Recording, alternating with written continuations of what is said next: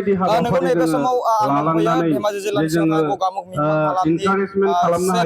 नों नारायणपुर लोगोसे हाजिरागुरि गामियाव नैबे समाव दिनै गगामुख दख'रा दुलाराय बर' फरायसा आफादा खुंगा 17थि रंजालि बैसागु फोरबो बराय फोरबो आरो फुंखा जानाय हाबाफारिखौ लादों। नैबे समाव आं माखासे बाथ्रा रंजालि बैसागु फोरबोनि माखासे बाथ्रा मिथिनो थाखाय सिगांबोदों केमेरा पार्सन बिथांखौ दिन्थिफुंनो थाखाय जोंजों लोगोसे दङ बिपिसिसिनि गाहाय लिंथुमगिरि मानगोनां शिवराम बसुमतारी सार बिथांनिफ्राय जों माखासे बाथ्राखौ मिथिनो थाखाय सिगांबोदों रंजालि बैसागु बराय फोरबो नोंथाङा फैना मा बे समाव आङो बर' माहारि जानानै गोदान बोसोरनि बयनिबो हामलायनाय जासिहरो दिनै संक्रान्ति सान बे संक्रान्ति सानाव दिनै दुलाराय बर' फरायसा आफाद गगामुख दख'राया दिनै 17थि बैसागु बरायनाय हाबाफारि लादों बेखौ बोसोरफ्रोमबो लायो आरो बेहायनो जोंनि फरायसा आफादजों लोगोसेयैनो माखासे माहारियारि आफाद दङ थुनलाइ आफाद बिमा गौथुम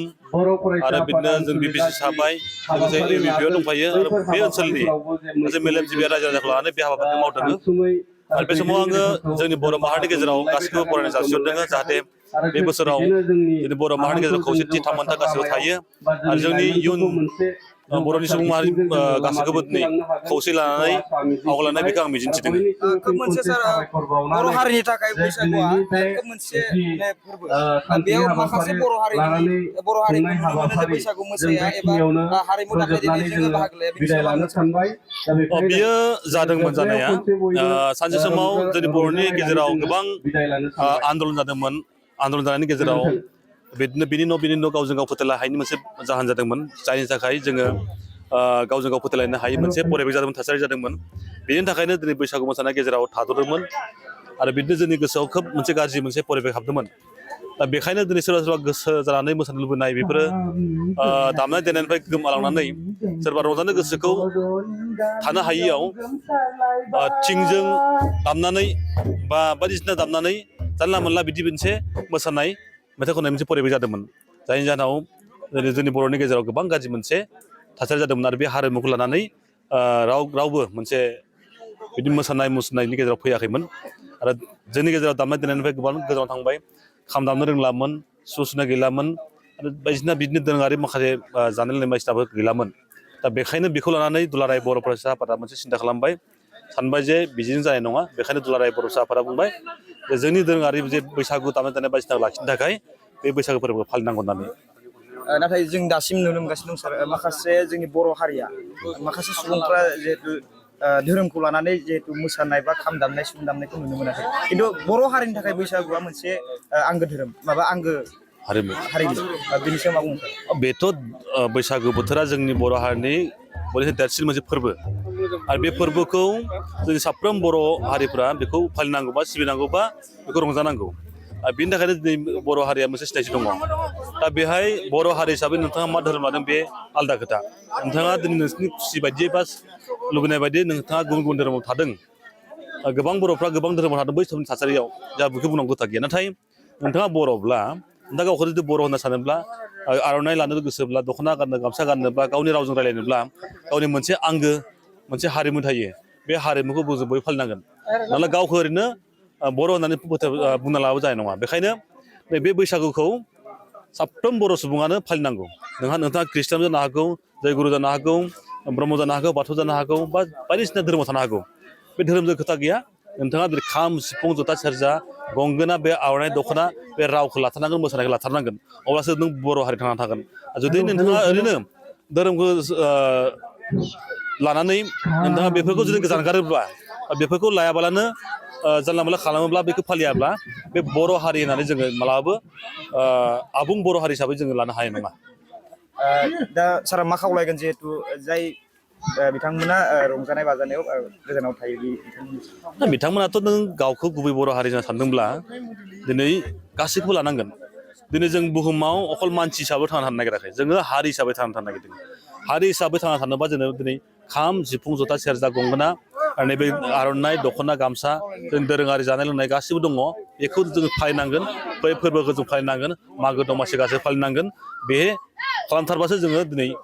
फैनांगोन बेनिखायनो गासै बर' सुबुंखौ जों खावलायगोन नों धोरोमा मा सिबिदों जा बुंनांगौ खोथा गैया बेखायनो धोरोमखौ नोंस्रा फालिनो थिगानो दं नाथाय धोरोमखौ लानानै गावनि BPSC नि गाहाय लेंथुमगिरि सारा खोब मोनसे मोजां बाथ्राखौ बुंदों बेजों लोगोसेनो जोंनि साखाथियाव दंबावो धेमाजि जिल्ला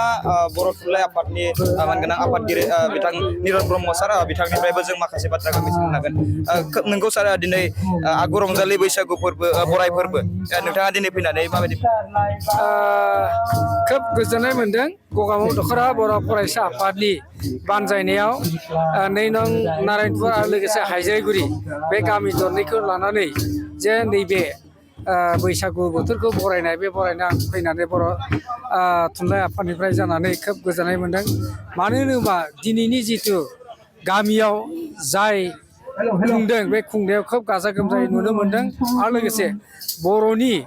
जाय जों माने हारिमु बे हारिमुनि जे दामुंसा बे दामुंसाफोरखौ बाहायनाय नुदों आरो लोगोसे दिनैनि बे बर' फरायसा आफादनि बिथोन बायदियै जोङो मिथिबाय जे जोंनि दुलाराय बर' फरायसा आफादनि बिथोन बायदियै जों ओरैबायदि मिथिनो होबाय जे जोंनि गामि ओनसोलफ्राव बर' रायजोफ्रा जे बोरै रायजो जादों आरो गोदोनिफ्राय जे दासिम बोरै सोलिबाय थादों बे सोलिबोनायखौ लानानै जोङो दिनै बेवहाय हाइज्राइगुरि आरो लोगोसे 2 नं नारायणपुर गामि दरनैनि रायजो राजाफोरनि हेफाजाबाव जोङो नैबेखौनो मेसेज हरनो सानदों जे जोंनि हारिनि जाय जोंनि माने मा होननानै बुङो बेखौ जोङो माने हारिमुनि जिथु बाहायनाय जोङो गोदोनिफ्राय जे बैसागु फोरबोखौ जे फालिबोबाय थादों बे फालिबोनायनि नियम आदि खायदाफ्रा जे दानिफ्राय जे सोलायबोदों बे सोलायबोनायनिफ्राय जों नुयो जे गोदोनि आरो दानिफ्राय फाराग जाबाय दा बेखौनो जोङो नैबेनि गेजेरजों माने खिन्थानो सानदों जे बर' रायजोआ जाहाथे गावनि हारिखौ फोथांनोबा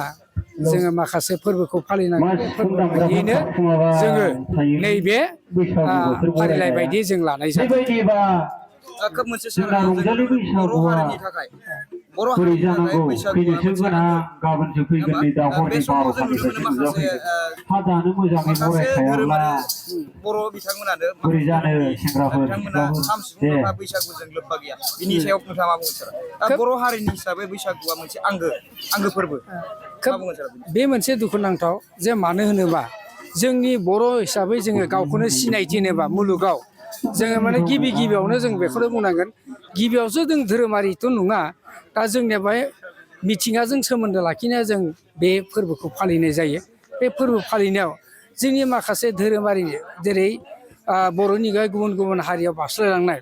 बै बारस्लायलांनाय हारिफ्रा माने गाव गावखौनो हारिनि सिनायथिखौ होनो लाजियो धोरोमनि बेलायावबो बिथांमोना गाव गावनि गाननाय जोमनाय दामजु माखासे बेखौ माने बिथांमोना माने बाहायनायखौ जों नुनो मोना बेखौनो आं दिनैनि गेजेरजों खावलायनो सानो जे दुलाराय जोंनि बुहुमाव गावखौनो जुदि सिनायथि होनोबा जोङो नाजानांगोन जे गाव बर' हिसाबै गावनि गाननाय जोमनाय माखासे दामजु बे दामजुफोरखौ जोङो माने बाहायनांगोन आरो बयखौबो खावलायगोन जे जों बर' हिसाबै सिनायथि लानोबा जोङो गावनि हारिनि